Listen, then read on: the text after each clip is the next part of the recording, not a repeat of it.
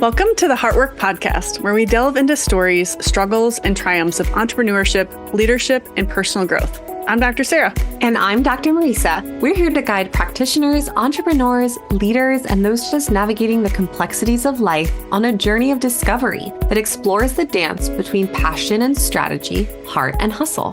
With candid conversations, insightful interviews, and plenty of laughs, get ready to uncover how leading with heart can transform your business and life. Let's dive in.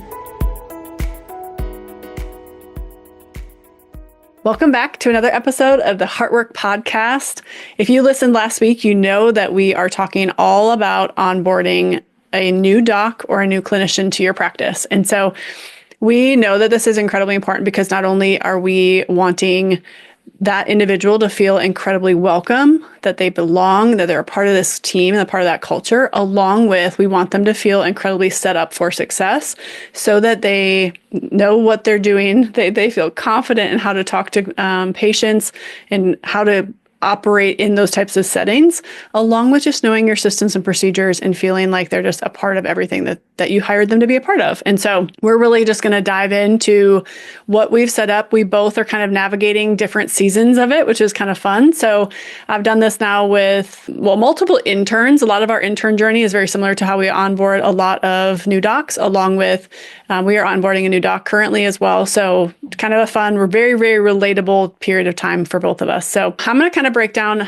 a big view, and then we're going to kind of go granular so you can understand what that means in between that. So you guys can have a chance to hear a little bit of that, and then we'll kind of go from there. So when I look at onboarding, we look at it in a 30 days, your first 30 days, your first 30 to 60 days, and then your next 60 to 90 days. And so when we look at that, our first 30 days, just the overall encompassing version of this is we want them to be just fully immersed into our culture. It's where they're getting to shadow, they're getting to meet a lot of our patients, they're getting to see how our patient flow works, they're getting to know our team, they're getting to laugh and getting to be a part of what makes people tick and what gets funny. And we sat and we just were giggling at the end of our shift yesterday of just talking about all these different things that happened in the day and the week. And so it's just this encompassing, understanding who we are, getting a chance to really understand who our people are, along with our vision and our mission for our community. This is also where they are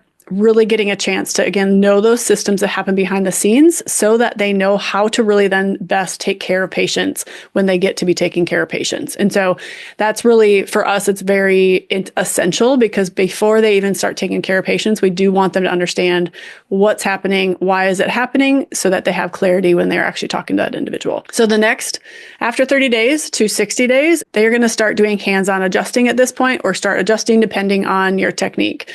They're still going to be shadowing. So for us, they are starting our wellness adjustment. So these are people that have been with us for at least outside of the restorative care. So they're typically with us for about 4 months at least, or they've been with us for a lot longer. So they people that have gone through the initial table talk zone, they don't have to do as much work trying to get that person to understand what we're doing.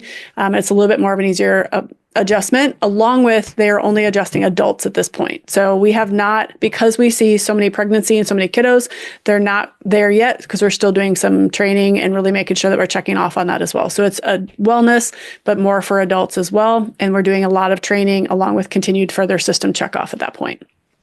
From after 60 days into the next 90 days, this is now where we've done a lot of the initial restorative training. We're starting to work on a lot of that table talk, how to communicate to that patient during different scenarios. We're working on Webster adjustments. We're working on baby adjustments. We're working on a lot of this training. So now they are starting to actually do that within those next 60 to 90 days. This is where we are really wanting them to be putting in, for us and our volume, that they're putting in about 100 to 150 adjustments at this point. So the volume is starting to pick up. They're building some endurance. They're starting to feel like they're getting their legs underneath them when it comes to handling objections, handling different situations when it comes to clinical care, along with also, so now they've been in our office for at least 60 days. So they're also getting an understanding of how we do our team meetings, what their role is within those meetings, how they can continue to contribute. They're starting to get a little bit of some legs underneath them, how they can start building out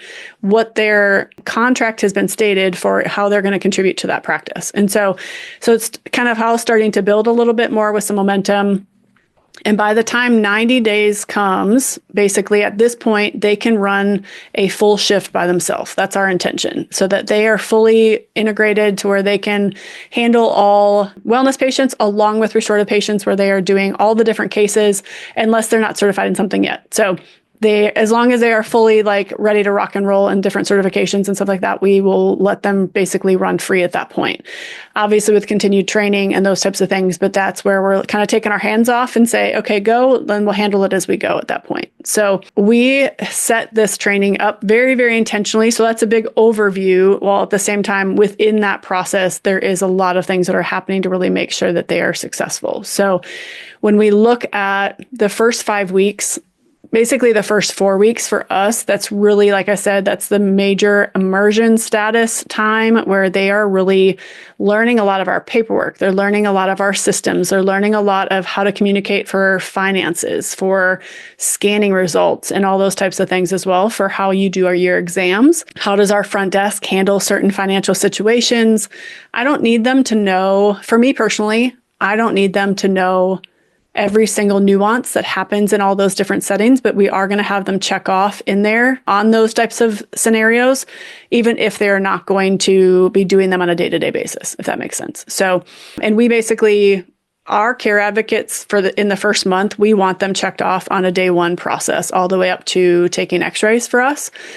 For those that are relevant, that take x-rays, maybe your process is different. So basically whatever you would do within your first month of onboarding for any team member, that's pretty much what we do for our docs too. So we're looking at, again, all the scans, all the day one process. They're getting all the way through x-rays, and then along with learning a lot of technique at that point. So I think that's important too, because especially for us, we're such a small business, right? And so even though you might not know the granular of what's happening in each individual role on a day-to-day, minute-to-minute basis, there is an understanding of where everyone's at, where station everyone's in, and what's being done to make the office flow. And so if we're missing a team member, or down a team member, or a team member is busy with a practice member and gets caught up, at least for me, and I know this for you too, because we are a small business and we focus so much on culture, like we really do everything we can to avoid the whole, that's not my job, like attitude, demeanor, essence. So all of the care advocates are cross-trained, but so should a doc be trained in just, I mean, if a phone is ringing and your 3 care advocates are busy talking to people or with new patients or doing reevals or whatever other processes they're doing,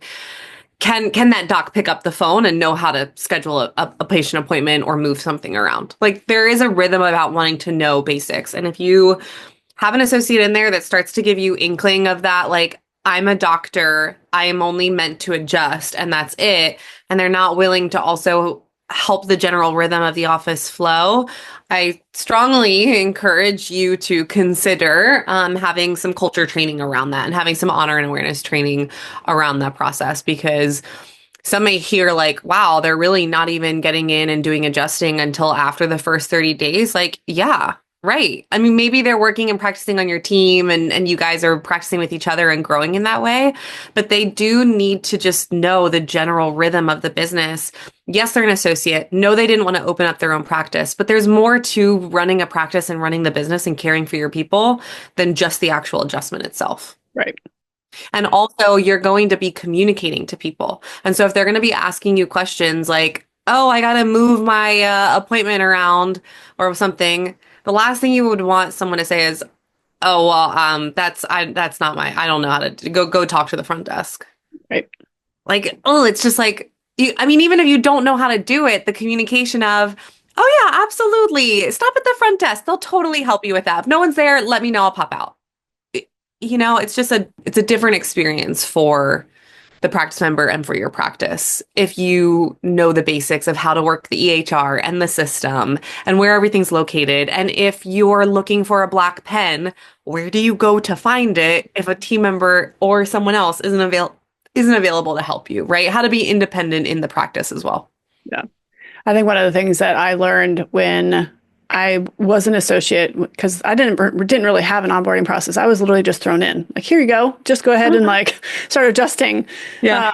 And I was an intern at this practice, so I had a lot of like rhythm around it. So there is that too. However, there can be some of this when you bring on a new doc. Let's say you haven't done it yet, or you're bringing in multiple people. You also have the rhythm of understanding that like your patients also need to trust this human. Totally. And that's for us, I want our patients to feel incredibly confident and incredibly comfortable, and that they're trusting of us as their doctor, as their leader, that we're putting somebody in place with them that we also trust adulterally, like that we trust with all of ourselves with it.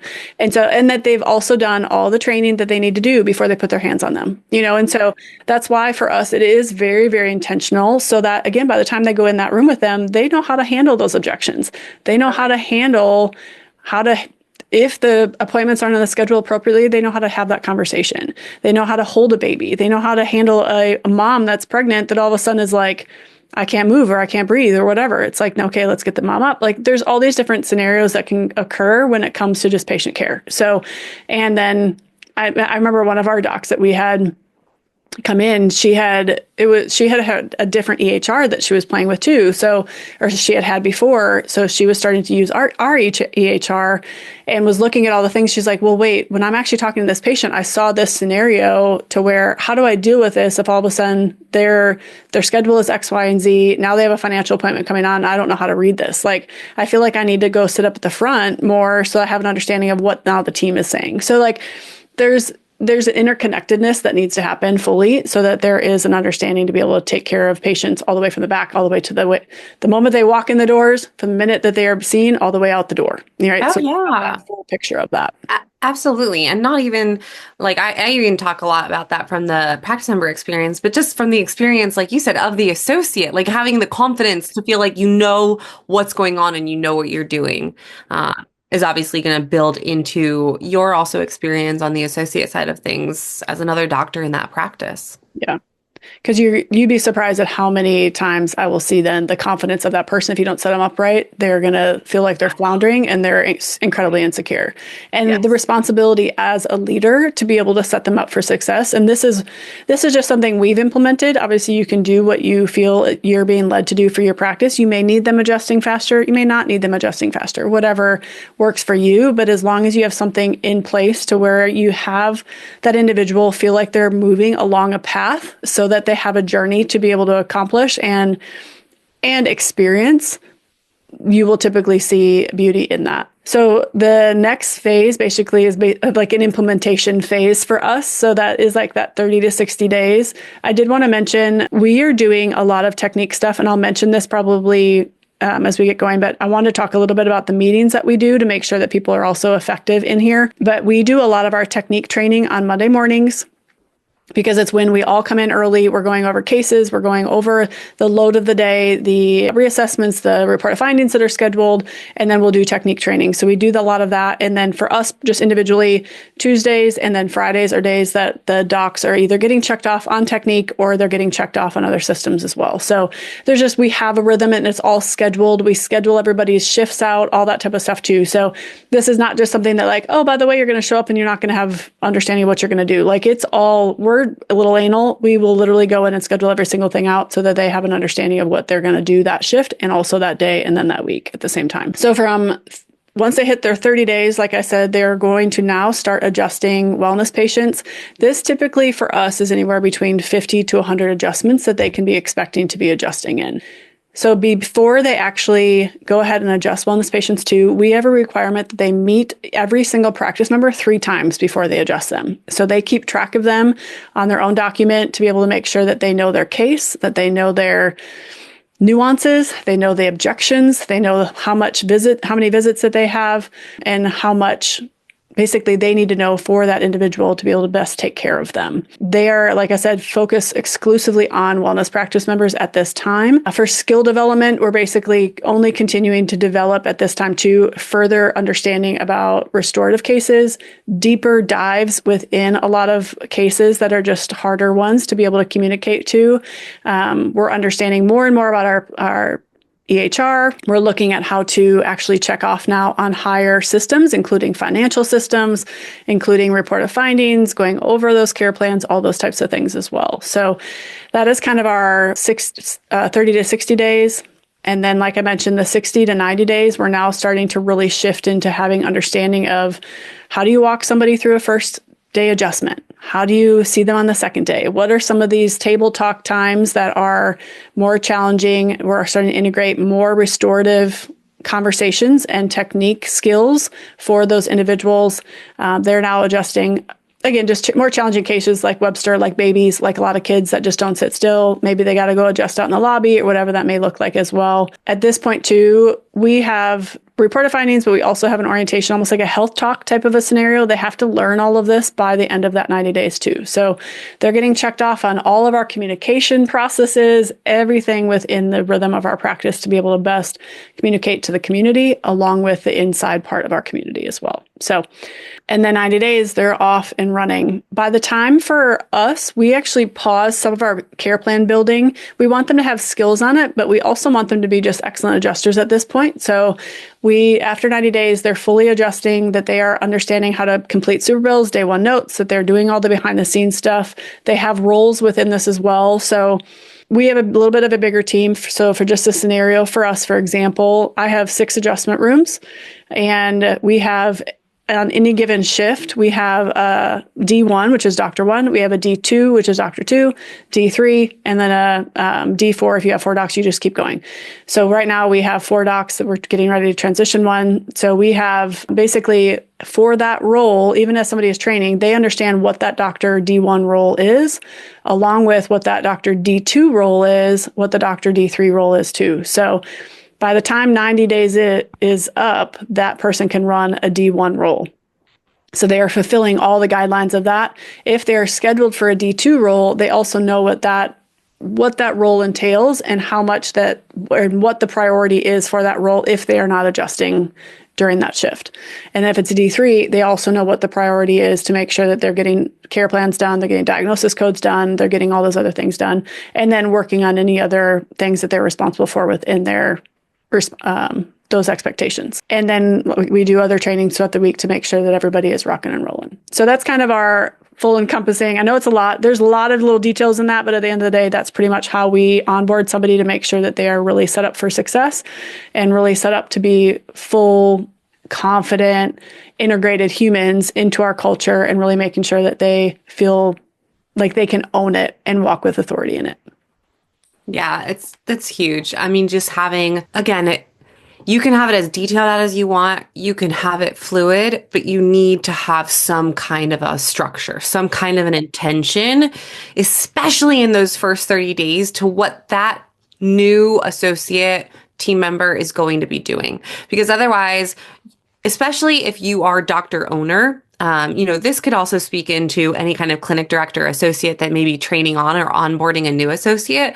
But especially if you are clinic doctor owner and you are onboarding the associate at this time, you already have a million things that your brain is focusing on for that day, things that you have to do, let alone the other things you need to do to help mentor and train this person. And I think that's where the disconnect comes into play.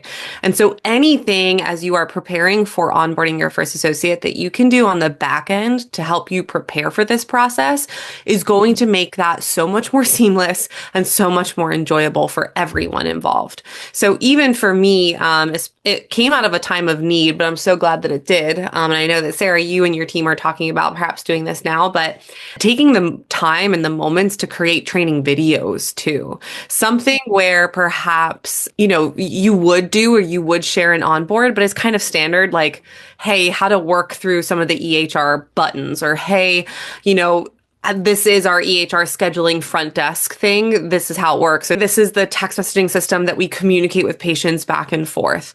Hey, this is our paperwork flow. And this is, the things that we really want to look for on the paperwork, or the way that we make sure it's all taken care of, or, how to use the printer and scanner. Little things that you don't think of that happen just in the rhythm of your day to day, but actually will take time for you or an additional team member to teach and share on that perhaps could be at least shown once in a video to then be practiced on later. Or even if there is a way that you handle, like let's say someone does ask, do you guys take insurance? This is a question you would train your team on or your associate doctors on regardless, right? Because especially if your associate doctors are going to be participating in any kind of networking or growth meetings, or they're just in the public meeting someone, you want them to be able to speak about your practice confidently, whether you take insurance or not. There's a typical like standard answer that you might provide and give. So even just talking through that or having some of those frameworks built out in a training manual that you'll gift that team member or that associate doctor as they start in your practice on day one. How to use certain equipment, how to turn, like where's the light switch, simple stuff, all the passwords. How about that? Like a document that has all the passwords of how to get into certain things that you guys need to use in your office, even if they fluctuate and rotate. Like, is there a Google Doc drive or something that has those things for you? Where even if you just take a moment to pull up your network share folder and file drives on the computer and show them where they can find paperwork that has to get printed off or a care plan sheet that they might need to give a practice member a make around. So think about the things that you could standardize ahead of time or create opportunities where, it may take you time to record a Loom video or a recorded Zoom video and stick it in a Google Drive document to hyperlink to see it. But what time does that save you further on where if you are in the middle of something or you're dealing with, an emergency patient that called and wants to come into your office and you were planning to spend that half an hour training on something with that associate doc, can you point them in the direction of something else if your time all of a sudden gets taken? Again, it's ways to help you help them help you. Exactly. I was thinking about it as you were talking. I don't even think we talked about this, but you brought it up a little bit about, so we celebrate the crap out of them the minute that they come into our office, and you're getting ready to do that with your new one on Monday. And so like, we get them a gift. We get them all their onboarding things. If you have any swag that you're getting them as well, we make sure that obviously on any position you have HR things you got to figure out, right? So it's like you have to file I-9, get them set up on Gusto and emails and all those types of things. So those are specific times where we set time aside to where they have all that set up. And then we do it like a favorites list, but it's basically like a way to be able to figure out what this person loves, what they like, so that you can gift them that maybe in the future, or what they want for like a special occasion or something like that. We also set up a team bonding time to where we all want to get along outside of the office too. And so we typically will set up something within the first month just so we all can go hang out outside of the office, get to know each other. It's a bit way more casual, way more like obviously just not professional in that setting. So it's just more fun. And then we also make sure that they're integrated into meetings, every meeting that we do, and then getting them opportunity to be able to really know like where can they fit? What do they like? Do they like more of the internal? Do they like more of the external? Do they want more social media? Whatever they want to do to be able to help grow your practice that way too. And then we're also within those first 90 days for us, there is a check-in every 30 days. I know you do check-ins with your people once a month anyway. A higher scale for us, just with how many people we do, the first 90 days, we do a check-in every single month. After 90 days, we do a check-in at 6 months, and then we'll do a check-in at a year. So unless they have something coming up and they need more guidance or they need something from us, we'll do that. We're always available, but the official check-ins won't come. They'll come at 6 months and a year at that point. So to continue off of that, even for us, and by the time this episode gets released, she'll have her first day, so I don't feel weird like sharing it already. But we always get like a water bottle, a fun binder that has everything already pre-printed out, all their checklists, their training onboarding materials, favorites list. I love the idea of doing a team bonding much quicker.